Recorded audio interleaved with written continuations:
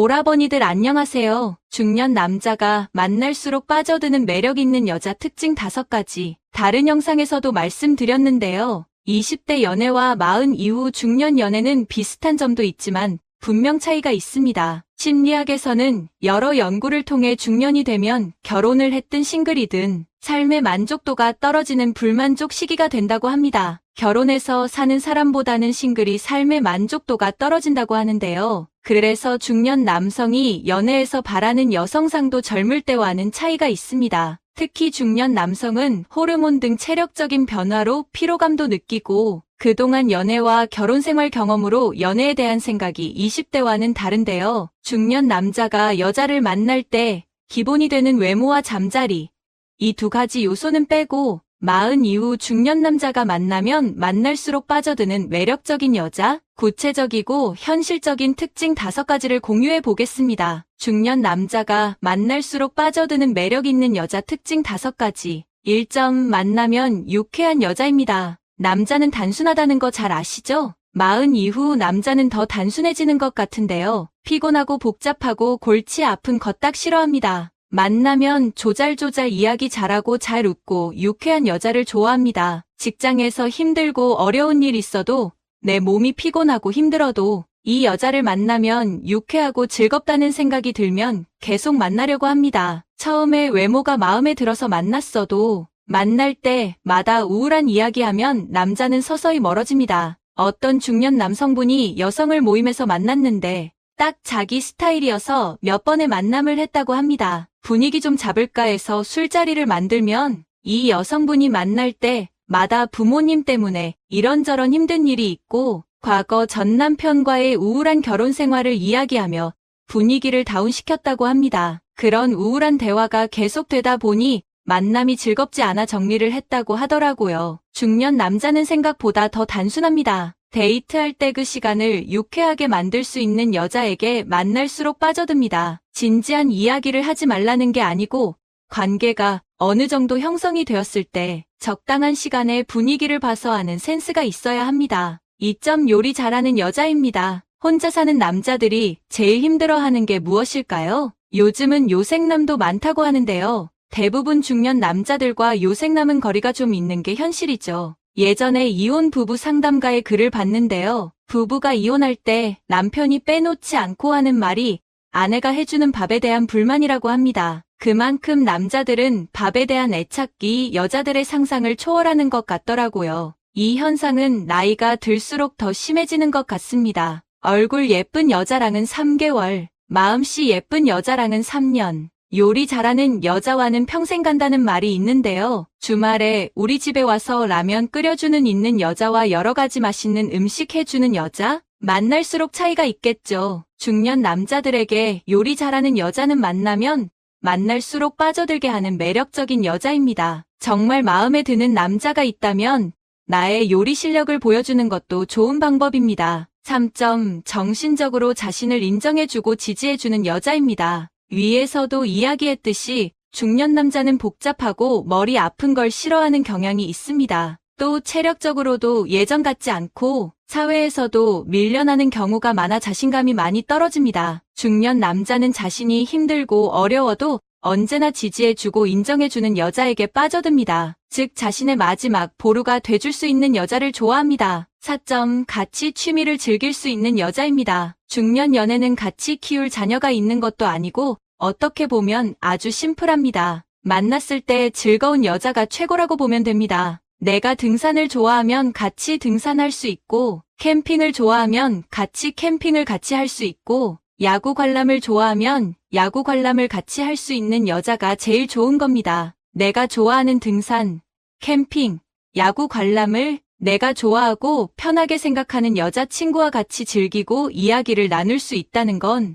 남자 입장에서 만날수록 좋아할 수밖에 없습니다. 주변 중년 남성분들이 몇 개월 만나다 여자친구와 이별을 할 때 이유를 들어보면 같이 할 게 없다는 말을 많이 하더라고요. 자신은 등산을 좋아하는데 여자는 체력이 안 돼서 같이 못 가는 경우 혼자 등산을 다니다 결국은 재미없다고 헤어지더라고요. 즉, 여자 입장에서 이 남자라고 생각이 들면 남자와 함께 취미 생활을 하는 걸 중요하게 생각해야 합니다. 5점 경제적으로 정서적으로 독립적인 여자입니다. 이 부분은 조금 예민할 수 있는 얘기인데요. 우리는 흔히 남성이 40이 넘으면 경제적으로 여유가 많을 거라 생각을 하는데요. 제 개인적인 생각으론 40 이후 싱글 남자가 경제적으로 여유 있는 분들이 많이 없는 것 같습니다. 경제적으로 여유 있는 분들은 약 10% 정도 될 것 같고, 데이트 비용 감당할 수 있는 분들 40% 정도, 나머지 50%는 데이트 비용도 감당하기 어렵지 않을까 조심스럽게 추측해 해봅니다. 아주 개인적인 생각이니 참고만 부탁드립니다.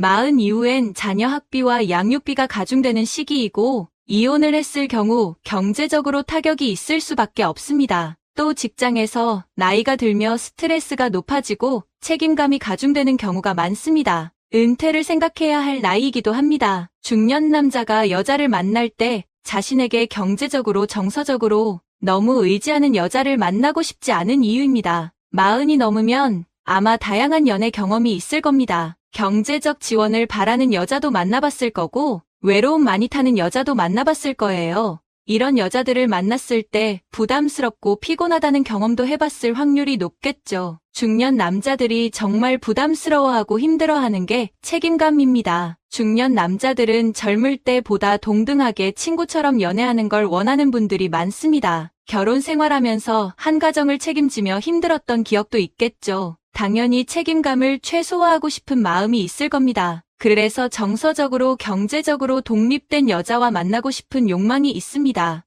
여자가 경제적으로 정서적으로 독립된다는 건 단순히 남자가 좋아해서 만의 이유가 아니고 여자 스스로도 자유롭고 좋은 것 같습니다. 지금까지 중년 남자가 만날수록 빠져드는 매력적인 여자 5가지 알아봤는데요. 나이가 들어감에 따라 연애에서 바라는 점도 조금씩 바뀌는 것 같습니다. 여러분의 예쁜 사랑을 응원합니다. 이제 오늘의 다음 콘텐츠로 넘어가겠습니다. 여러분 주변에 보면 사이좋은 커플 있죠? 10, 20년 산 부부도 애정이 넘치는 분도 있고 그에 반해 몇 년 안 살았지만 벌써 대면대면한 커플도 많은 것 같습니다. 어느 40대 여성이 이런 말을 하더라고요. 다른 사람들이 보기엔 너무 평범한 부부라고 합니다. 남편이 아이들도 예뻐하고 친정도 잘 챙겨주고 성실하게 직장도 잘 다닌다고 해요. 하지만 남편과 보이지 않는 벽이 있어 늘 외롭다고 합니다. 친구와 부부 동반 모임을 할 때가 있는데 친구 남편은 아내를 꿀 떨어지게 쳐다보고 늘 배려하는 걸 볼 때마다 난 뭔가 하는 생각이 들고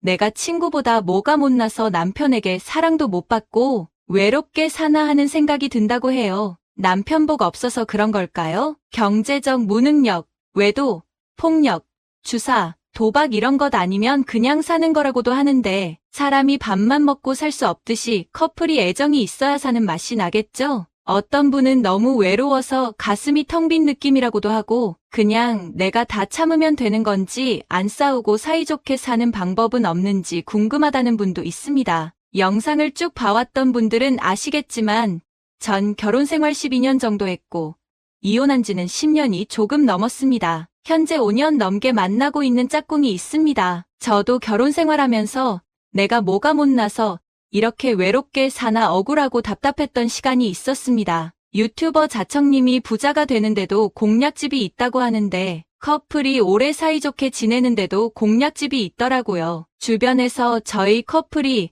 5년 넘게 만나는 걸 보고 잘 맞는 것 같다고 하는 분도 있고 결혼을 안 해서 잘 지내는 거라는 말도 하는데요. 물론 그런 부분도 있을 수 있지만 저희도 서로 다른 것도 많고 안 맞는 것도 많습니다. 5년 넘게 만나면 거의 부부에 준하는 익숙한 커플이 되더라고요. 다행히도 아직까진 잘 만나고 있는 중년 커플입니다.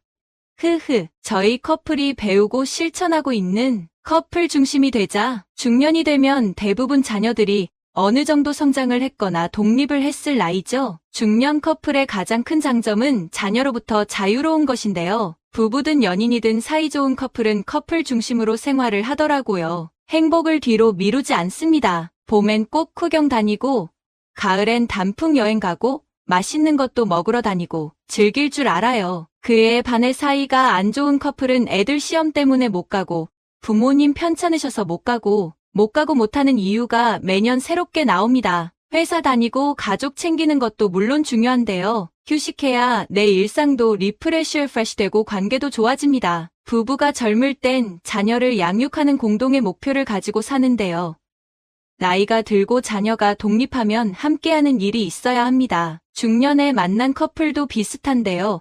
함께하는 취미가 있어야 대화거리도 있고 즐겁더라고요. 함께하는 일이 없으면 안고 없는 찐빵처럼 관계가 무미건조해집니다. 탁구, 등산, 골프 등 함께하는 일을 만드세요. 우리나라 유난히 가족 중심 문화가 많은데요. 이젠 이런 관습으로부터 좀 자유로워져야 합니다. 부부가 제대로 서야 자녀도 행복하고 부모가 행복하게 사는 것이 자녀에게도 큰 선물입니다. 커플이 각자 독립하자. 지난 영상에서도 비슷한 이야기 했었는데요.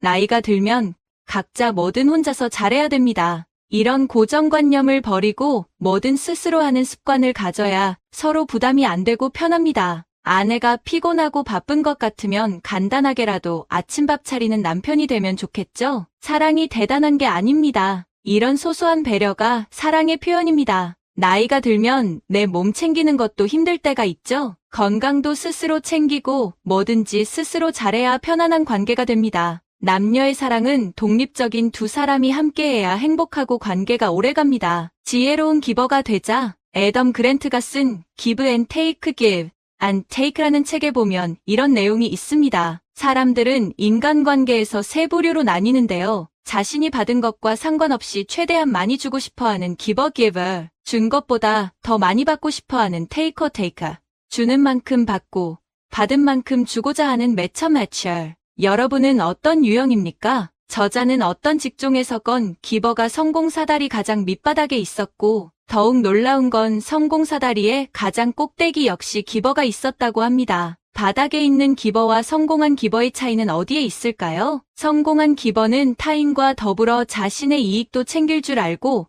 남을 이롭게 하는데도 관심이 있지만 자신의 이익을 위한 야심찬 목표도 세운다고 합니다. 또 상대가 테이커일 경우엔 매처로 변한다고 해요. 즉, 일방적인 헌신과 호구는 안 된다는 겁니다. 남녀 사이도 작은 인간관계죠. 세상에서 제일 괴로운 것 중 하나가 사랑을 받고 싶은데 상대가 사랑을 안 주는 것입니다. 나보다 부족해 보이는 여자들도 모두 연애하고 결혼해 남편한테 관심과 애정을 받고 사는 것 같은데 난 뭐가 부족해서 사랑을 못 받나 생각하면 괴로움이 커집니다. 생각이 전환이 필요합니다. 사랑을 받는 사람이 아닌 먼저 주는 사람이 되면 어떨까요? 대가 없이 작은 친절을 베풀어 보는 것도 좋습니다. 내가 변한다고 상대도 금방 변할 거라는 희망은 내려놓고 그냥 내가 베풀면 기분이 좋아집니다. 나도 챙기고 상대로 이롭게 하는 지혜로운 기버가 되세요. 지혜롭게 주는 사람이 성공하고 남녀 관계도 잘합니다. 서로의 생각을 공유하자. 오래 만나고 같이 살아도 상대가 어떤 생각을 가지고 있고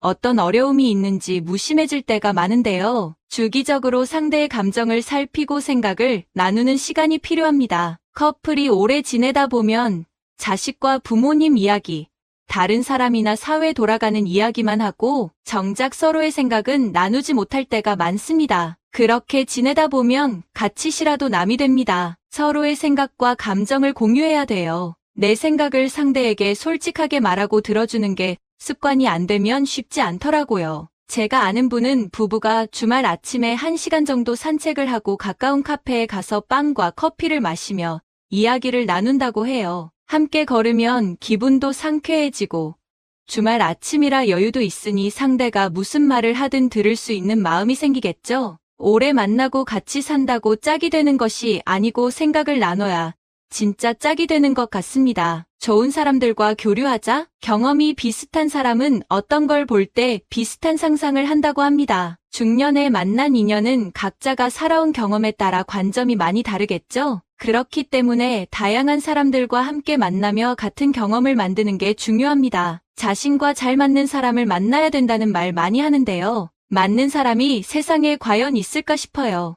내 안에도 너무 다양한 생각이 있고 상대도 그 안에 얼마나 다양한 모습이 있겠어요? 심리학자 황상민 박사님은 부부는 몸은 2개 마음은 수만 개입니다. 그걸 인정하지 않으려고 안간힘을 쓰면 불행해집니다. 커플이 종교 활동이든 취미 생활이든 좋은 사람들과 교류하며 같은 경험을 만들고 맞춰가다 보면 어느 날 닮아있는 서로를 만나게 되더라고요. 혼자가 행복할까요? vs 둘이 행복할까요? 혼자보다 둘이 있어야 외롭지 않고 행복하다고 할 수도 있는데요. 커플의 행복은 그냥 주어지는 것이 아닙니다. 시장에서 물건을 사도 비용을 치러야 하듯 커플의 사랑도 그만한 노력과 대가가 필요합니다. 퇴근해서 피곤해하고 흰머리 늘어가는 모습 보면 안쓰럽고 더 잘해줘야겠다는 측은지심도 생깁니다. 이게 중년 커플인 것 같아요.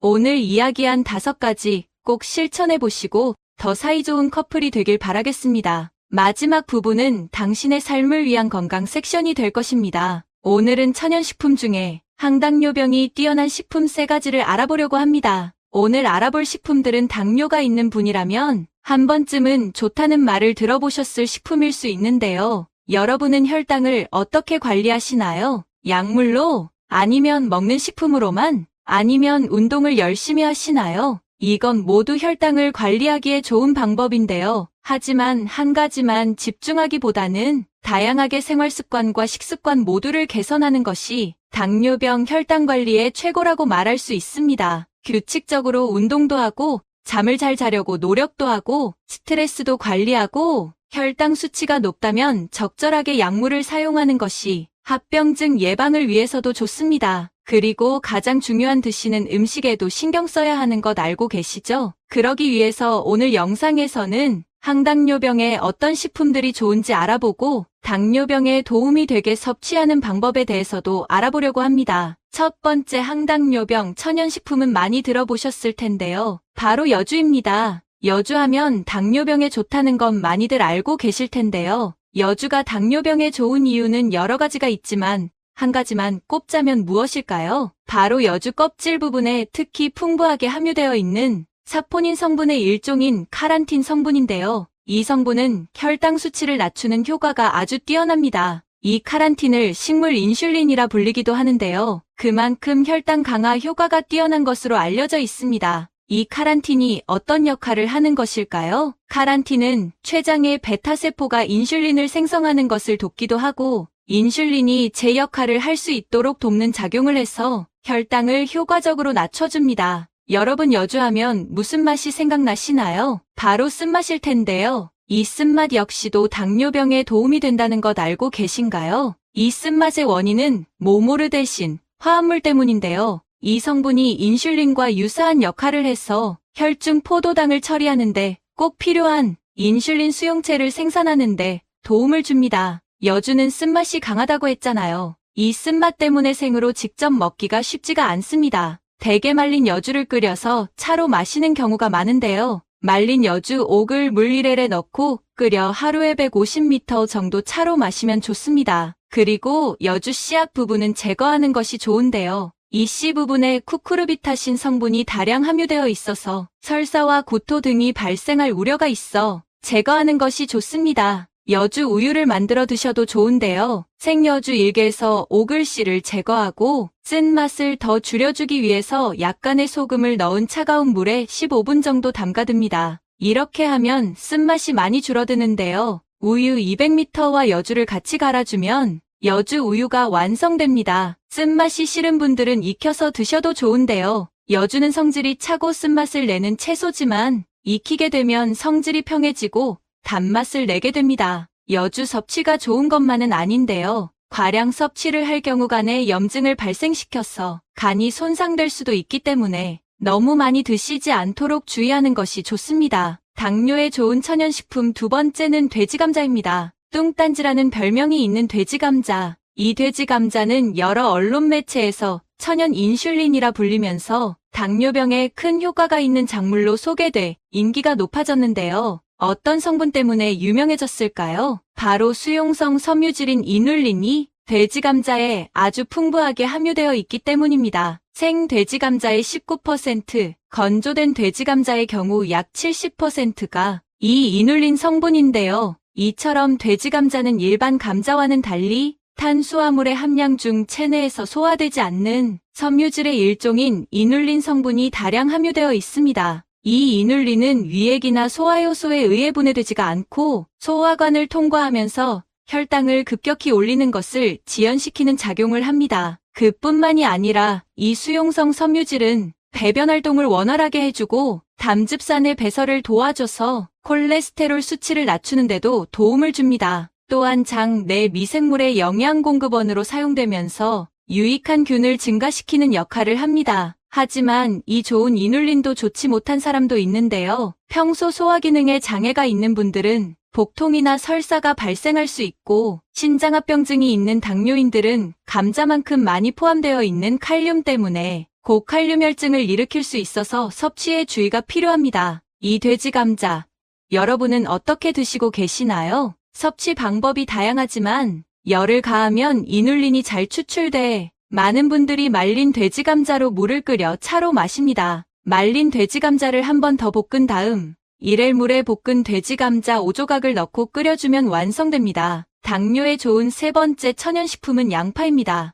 양파는 한국인의 식단에서 가장 기본적인 채소 중 하나인데요. 서양에서도 많이 먹고 있는 채소이기도 합니다. 플라보노이드와 황화합물 등 생리활성물질이 풍부하기로 유명한데요. 특히 케르세틴이 풍부해서 당뇨병을 예방하고 치료하는데 큰 도움이 됩니다. 최근 연구에서 28가지의 채소와 9가지의 과일을 조사한 결과 대표적인 플라보노이드 성분인 케르세틴의 양이 양파에 가장 많은 것으로 나타나기도 하였습니다. 전문가들 역시도 당뇨병에 이 양파를 꾸준하게 드시는 것을 권장하고 있는데요. 양파는 천연 혈당 강화제로 불릴 정도로 인슐린 기능을 촉진시켜서 혈당 조절에 탁월한 효과가 있다고 말하고 있습니다. 그 외에도 양파와 당뇨병과의 관계를 조사한 여러 연구에서 빠지지 않고 케르세틴의 효과를 강조하고 있습니다. 혹시 양파를 혈관 청소부라 말하는 것을 들으신 적 없나요? 이러한 효능도 양파의 케르세틴 때문인데요. 지방과 콜레스테롤이 혈관에 쌓이는 것을 막아주서 혈관 건강을 튼튼하게 하는데